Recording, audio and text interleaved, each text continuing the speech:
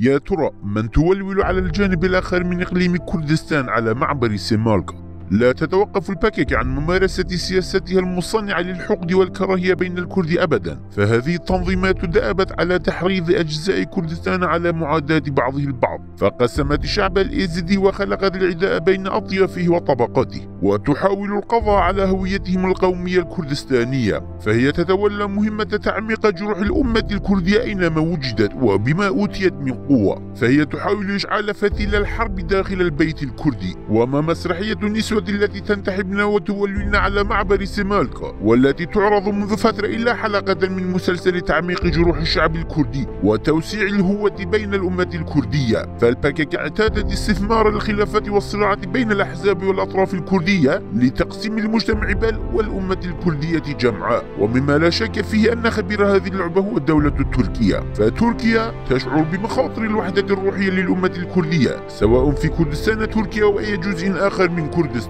وهي لن تستنكف عن الاستعانة بأي كان ضد هذه الوحدة ولو كان شخصا عديم القيمة، بل وتعده نصرا كذلك. ولا فرق بين النسوة التي حشدتهن تركيا أمام مقار ومكاتب هدفة والتي حشدتهن الباكك في الجانب الآخر من معبر سيمالكا، علما أن هذا الأسلوب في احتشاد النسوة لا يخدم الكرد، بل على النقيض فهو يسيء إلى الكرد ويضرهم ويجعلهم يعادون بعضهم بعضا. أي باختصار أن ما تقوم به الباكك وإشعال فتيل الحرب داخل البيت الكردي، ولا ينبغي تهويل الأمر أكثر، فالنسوة التي تجمعن بمعبر سيمالكا وترددن شعارات مناوية معادية لإقليم كردستان وحكومة الإقليم والبارتي والبارزاني ليس بأمر جدي، لأن هدفهم واضح، فغالبيتهم معلمون أو موظفون أو أمهات كوادر وموظفي مؤسسات قيادة، أي أن المعتصمين ممن تربطهم مصالح بإدارة تفدم، وهذا ما يفعله أكب أيضا، فالناس يستحصلون أجورهم من وراء فرص الدولة بإدارة أردوغان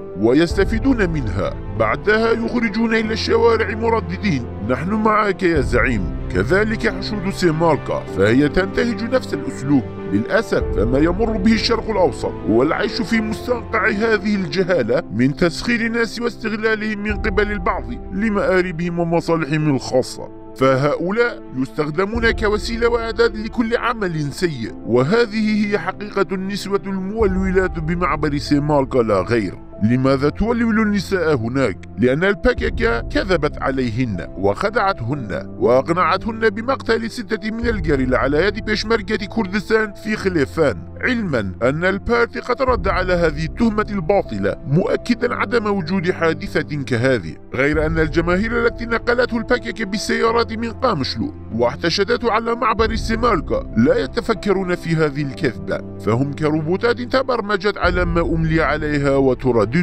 كذلك هؤلاء، فلو كانوا يمتلكون قوة وإرادة لأمسكوا الباكك من تلابيبها وحاسبوها على من اغتيل من شباب كردستان سوريا على يد جلاوزتها. نعم، لخرجوا أولا من أجل أطفالهم وأبنائهم أمثال جوان عرب مدير الأمن العام بكردستان سوريا والذي اغتيل على يد جلاد الباكك، فلتمسك النسوة التي تولين على معبر سيمالكا تلابيب جميل باك ولتسألنه عن مصير جوان عرب ودوزدار حمو، فجوان عرب مدير الأمن العام بكردستان سوريا كثيرا ما كان يظهر على شاشات التلفاز بتصاريحه وبياناته، كما أنه كان مسؤولا سابقا في الباكك، كما أنه كان من حراس جميل باك الخاص، فعندما كان مديرا للأمن هناك كان على علاقة بشيخ طريقة، فاتهم واعتقل مع جماعة من رفاقه ونقل لجبل قارة بحجة المشاركة في دورة تربوية، بعدها أقنعت الباكك كوادرها بمقتله إثر غارات جوية، غير أن الجميع يعلم وبالأخص قدامى كوادر هذه التنظيمات يعرفون ويعترفون بأنه تمت تصفيته ولم تدل الباكك بأية تصاريح حول الحادث. نعم، نحن نتحدث عما جرى في عام 2018 وليس عن التاريخ القديم، فلو أرادت الجماهير المحتشدة في سيمالكا أن تعرف الحقيقة والصواب فلتمسك بتلابيب جميل باك ولتحاسبه وترغمه على كشف مصير جوان عرب وما حل به أولا،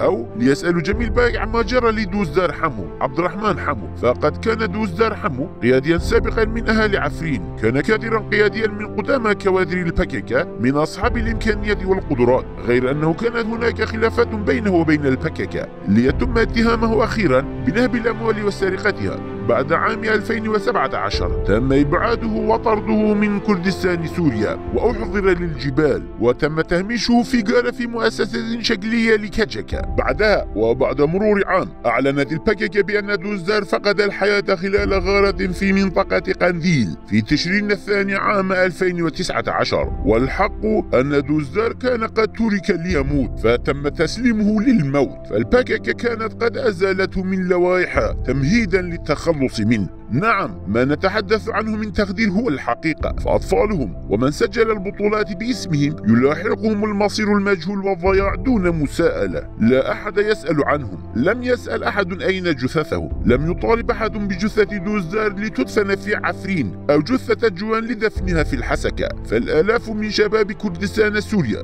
ضائعون مفقودون في صفوف البككة ومعتقلاتها وسجونها، لا يعرف لهم أثر دون أن يسأل أحد عنهم، غير أنهم تجمعوا واحتشدوا على كذبة خلفان يطالبون بجثامين لا وجود لها لتدفن. نعم، من تجمعت من النساء في سمالقة ليست أمهات القضية الكردية، فالجماهير تفسد أيضا، بل الجماهير الغافلة الجاهلة أخطر بكثير. والأخطر من هذا هي تلك الجماهير التي تظنها أنها تعرف كل شيء، وهي في حقيقة الأمر جاهلة لا تعرف شيئا، فهي أشد وأبشع ضررا. فلا وجود لشعب أو أهالي في سمالقة، ولسنا أمهات لقضية كردية أو كردستانية، كما أنهن لسن بأمهات قومية وطنية، بل هن حفنة من الدمى المتحركة من أنصار وأتباع البككة تستخدمهم وقت الحاجة ووفق مقتضيات الأمور.